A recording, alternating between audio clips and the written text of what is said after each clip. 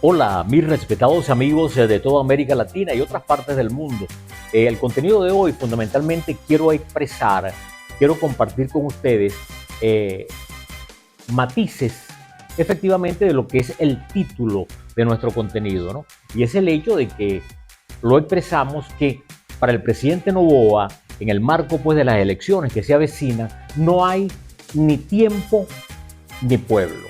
Esa es una realidad tangible y que efectivamente pues sabemos el tiempo cuando tú has tenido pues un proceso de desgobierno, un proceso que desnaturaliza el ejercicio del buen gobierno, de permitir a la gente tener aquello pues de una buena suma de felicidad, en este caso el ecuatoriano que vive en el país. Esto ya no hay pues la posibilidad.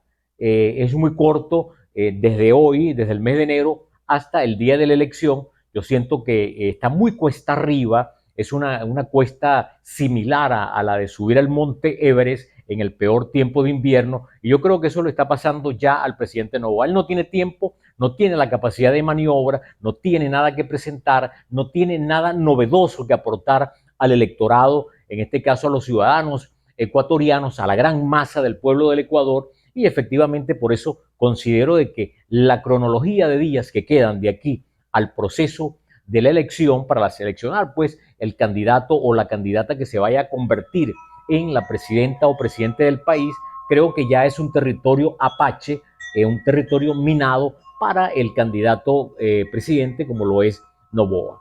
Y por otro lado, cuando digo que no tiene pueblo, lo expreso de una manera bien vehemente porque el hecho de que a lo largo pues de lo que es la sierra del Ecuador, asimismo como es el oriente y la costa del país, para nadie es un secreto de que el poco capital político que tenía dentro de las bases militantes de su partido, dentro de aquellos que impulsaron en otrora tiempo bien cercano la primera vez de su llegada al gobierno, definitivamente ya no es el mismo escenario. No cuenta Noboa con el capital electoral que le pudiese permitir pues convertirse y mantenerse en la primera magistratura nacional. Esa es una realidad del tamaño de una catedral.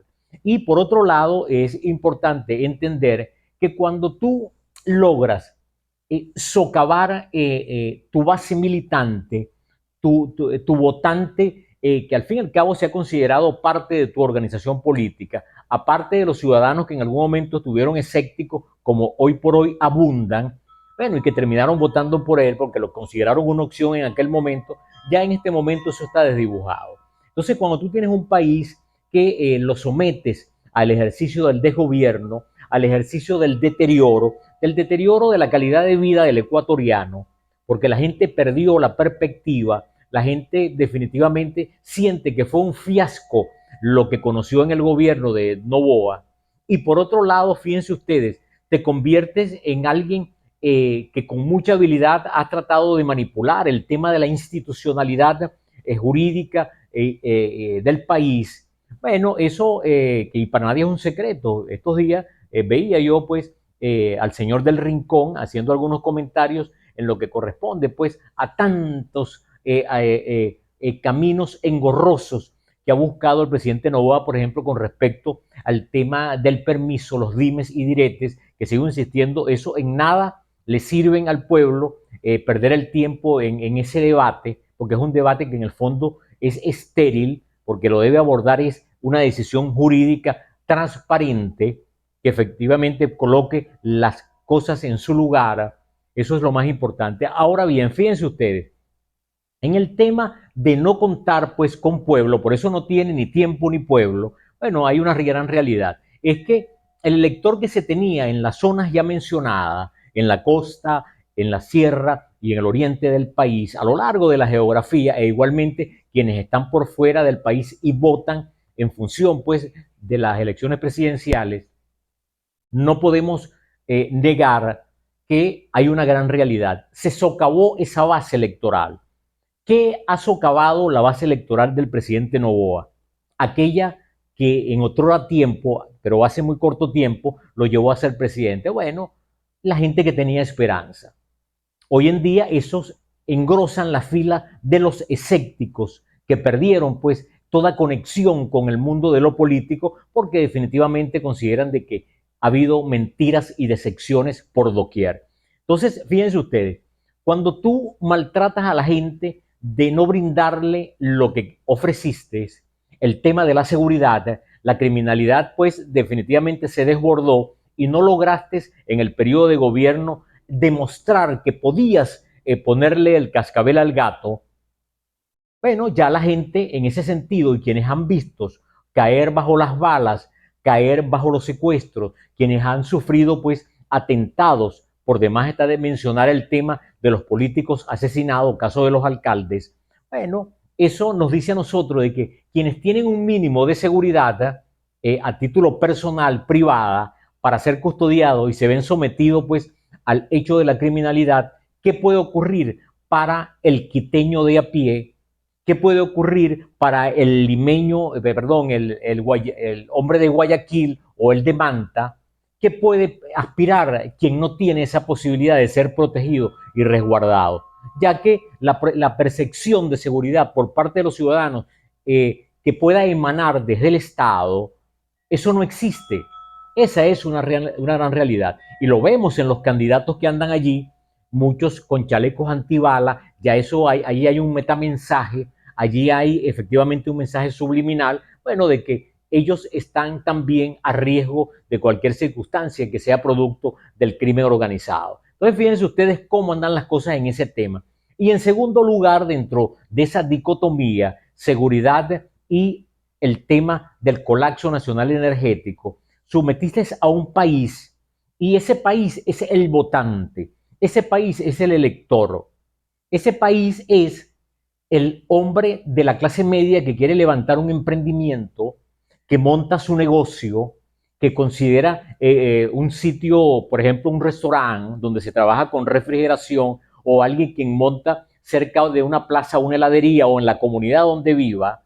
Bueno, fíjense ustedes, la gestión de Noboa en materia eléctrica acaba con los sueños de esos ecuatorianos, porque definitivamente se hace insostenible la actividad comercial, la actividad empresarial en algo tan vital como lo es la fuerza del fluido eléctrico nacional. Entonces, esa es una realidad. Esa gente vota en el país. Ese emprendedor que quebró porque tuvo que bajar la Santa María del negocio, las puertas, ese empresario que el mes mejor, desde la perspectiva, por ejemplo, como diciembre, tuvo que cerrar por órdenes nacionales de que habían que cerrar las cementeras o las aceiteras, cuando hay quizás para ese periodo del año hay una gran demanda porque la gente quiere terminar de construir cosas en su casa para tenerla bonita para diciembre. Bueno, ese empresario es obvio que no va a votar por Noboa. Pero si lo llevamos en los sectores de menos capacidad económica, por eso hablo de los nuevos emprendedores, de la clase media que quiere salir adelante y sacar por encima de todo, construir un patrimonio familiar para quedarse viviendo en el Ecuador por muchos años y no tener que emigrar, y se lanzan pues a trabajar algunos en la economía informal con unos requisitos previos, un pequeño capital, una mercancía, un producto a la mano. Y bueno, toda esa gente lo que vivió fue un momento dramático con el tema que tiene que ver con la electricidad, un tema profundamente estructural, un tema que cuando tú evalúas tiene que ver con el proceso de no inversión, el proceso de desinversión, en otras palabras, de la poca valoración, para luego terminar a última hora, bueno, comprando la energía, comprando las barcazas eléctricas, no sé si en Turquía, para poder paliar medianamente la situación. Pero ya el daño estaba hecho. Por eso el 2024 jugó en la perspectiva futura de Noboa aspirar a ser reelecto. El 2024 es el periodo que marca el camino de la derrota del señor Noboa. Esa es una realidad y no podemos colocarnos a discutirla. ¿Qué ocurre? Que lo que se debe dar es un giro desde el punto de vista de una visión más monolítica, más de un gran equipo de acuerdo nacional, en función de fortalecer a quien tenga la primera opción para poder desplazar al señor Noboa, en este caso del ejercicio del gobierno, o en el ejercicio del desgobierno o mal gobierno. Yo creo que ahí están las cosas y que el país político debe repensarse en ese sentido. Yo lo decía ayer, si se continúa con la mezquindad, si no se entiende de que hay una fuerza política capaz de aglutinar a una mayoría electoral de los ecuatorianos y consolidar un triunfo, es obvio que pensar de que eso abriría pues una pequeña lucecita al final del túnel para que el señor Noboa gane en una eventual segunda vuelta. Pero si las cosas se llevan con la responsabilidad histórica del momento histórico que está viviendo el país, que no aguanta y no resiste más incertidumbre, que no resiste más mentiras, que no resiste más de lo mismo, y eso es lo que hoy por hoy se le está ofreciendo al pueblo ecuatoriano, el llamado a veces pan y circo, hacerles creer de que la mea culpa y yo a partir de mañana voy a cambiar. Eso es un problema definitivamente de incapacidad de alguien que llegó a gobernar el país. Y bien lo decía el señor del Rincón, el periodista de CNN, un niño de pecho, un niño rico, un niño con las bondades de una familia que construyó pues un patrimonio económico, bueno, con el mundo pues de la banana y después con una etapa, una pasantía en el tema de lo político, bueno, definitivamente es un joven criado en unas condiciones que al fin y al cabo desconoce lo que es la vida de meter la mano en un fogón para armar un plato de comida. La vida que lleva una persona en el campo, en un labriego, para poder sembrar lo poco que pueda sembrar con la poca semilla que pueda conseguir en el país para que el producto final pueda colocarlo en los mercados. Esa es una realidad que el señor Noboa conoce lo del banano, lo de la producción del banano, por visitar las fincas con sus amigos en días de camping, de vacación, para ver cómo se procesa, pero estoy seguro que levantar un racimo de banano y colocárselo él en el hombro no tiene quizás la fuerza en este sentido para poder levantarlo. Esa es una gran verdad.